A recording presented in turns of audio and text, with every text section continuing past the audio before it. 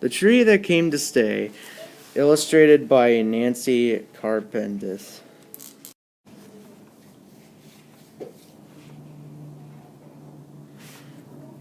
The day the tree came to stay, the snow fell down with a hissing sound.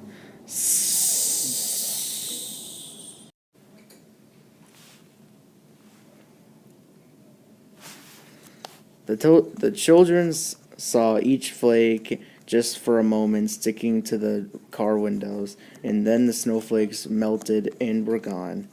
When the car climbed up the big hill to the farm where they always found their Christmas tree, the wind whistled around them, and they felt warm behind the glass. I want a Christmas tree that is as tall as the stars, said Bud, who was the biggest one. I want a Christmas tree that's fat as Santa Claus, said Woo, who was the middle sized. Dowie, dowie, dowies, said Bubba, the baby, who was too young to know what she wanted yet. When they got to the field, Dad took the saw out of the back of the car, the snow making white shadows of the shutters. Mom tied Bubba's hat under her chin. Bud thought the trees looked like soldiers standing straight in their rows. Blue spruces and Douglas firs and snotch pines that had grown from little trees to big ones, just waiting for December. Bud walked slowly, looking closely at each tree, and he thought he saw one he remembered from last year before. It was taller now, just like him. Woo ran up and down, catching flakes in his cold fingers. Bah, said Bubba. Her red bow got caught in a little drift, and it came off, and she tumbled into the tree, her fat little arms around it to stop her from falling. Her white sock waving in the white air, Mom ran to rescue her. I think we found it, said Dad, uncurling Bubba's little fingers from the tree trunk and lifting her high on the shoulders. As he looked at the tree that had rescued her, and Bud circled around the tree that Bubba found, and he knew that Dad was right. It's not tall. It's not that tall, but I like it, said Bud. It's not that fat, but I like it, said Woo. As said Bubba, as Mom put her boo back on. Bud thought it looked like Bubba kind of tree. It was shortish and plumb, a perfect triangle, and it made him feel good. The snow melted off of his branches like tears, and Bud could see silver in each drop. It looked like Christmas, said Dad, so they took it home. Yay. That night, the children stayed up late so they could decorate the tree. They put the silver bell, the tiny stuffed bear, the satin rocking horse, and the wooden soldier on its branches. They hung the red and silver glass balls and looked at their faces in them. Their noses fat and their mouths wide. Dad helped Bud lift the angel onto the top branch, and Bud felt as if they were flying. It was his favorite part of decorating when they plugged the lights in. The candle in the angel's hand lit up. Yay. Hooray! Everyone yelled, even Bubba, and they had hot chocolate and went upstairs to bed. It's the best tree yet, said Woo, as he looked back over his shoulder, and when they were in their beds and the lights were out, Bud could see it behind the black of his eyelids, the green branches and the white lights, and the angel looking down on them all. Yay for them!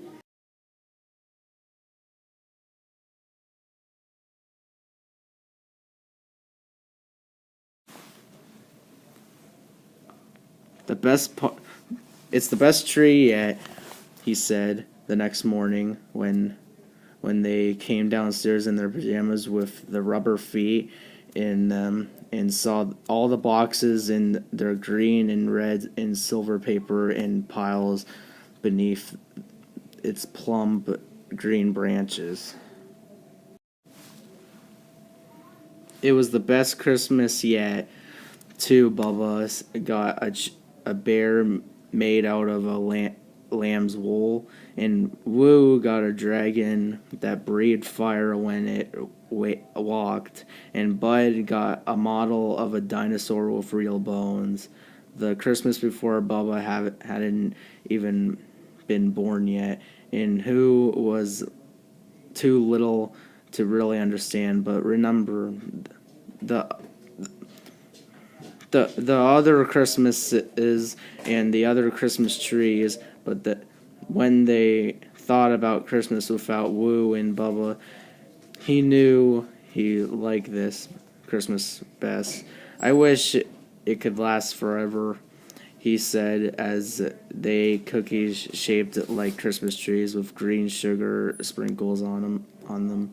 Nothing lasts forever, Mom said. That, but Bud wished Christmas could, and the tree and the cookies, and he and Bubba, said Woo, eating them together. Yay. But the Christmas tree lasted only a week, and then one morning, when the cookie tin was empty, Dad said it was time to take the tree down. They took off the silver bell, the bear, the rocking horse, and the wooden soldier, and wrapped them in tissue paper so they took off the glass balls and packed them away carefully in their boxes. Dad held Bud high in the air, and Bud put his hands around the angel's little waist and lifted her gently off the top branch. The tree looked sad without nothing. Boo-hoo, that's sad. With nothing on it but some bits of wrinkled tinsel. Its branches were prickly instead of soft, and its green was a little gray. Dad carried it outside to the telephone pole beside the trash, and let it out the snow. The children came and stood beside it. Bud hated taking the angel down, but he hated taking the tree outside even more. Christmas is over, said Woo sadly. I hate it when Christmas is over, said Bud. His eyes scratchily. He closed his eyes and tried to make the picture of the tree with its lights and balls behind his lids again. But it only made him feel sadder. Ooh, said Bubba in a deep voice, and Bud thought it sounded as if she were sad too. Mom saw them from the window and came and stood with them and looked down at the tree. Nothing lasts forever, Bud said. Well, said Mom, putting her arm around his shoulder, and she didn't say more for a long time. Well, nothing stays exactly the same.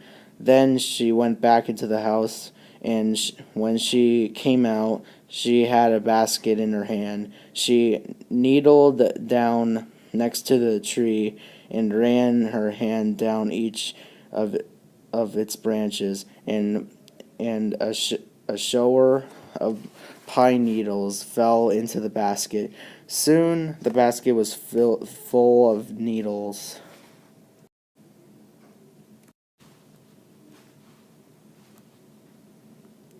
Smell, she said. Bud put his face into the basket, and a sharp, fresh green smell went into his nose. It was the smell of the tree farm and of their living room, and Christmas morning. It was the smell of Christmas. Christmas in a basket, shouted Bud. Baba, yelled Bubba, falling over beside the tree and putting a pine needle into her mouth. Mom put the basket on the table near the back door and on its handle. She tried red and green ribbons left over from the presents, and at least one day when the children passed through the room, they stopped to smell the Christmas smell, and through it got fainter and fainter. There were there was always at least a little bit of it there. Bud even put a few needles in the bottom of his coat pocket, and sometimes for no reason at all. He he would bring them out between his fingers and sniff, and then he would smile. Yay!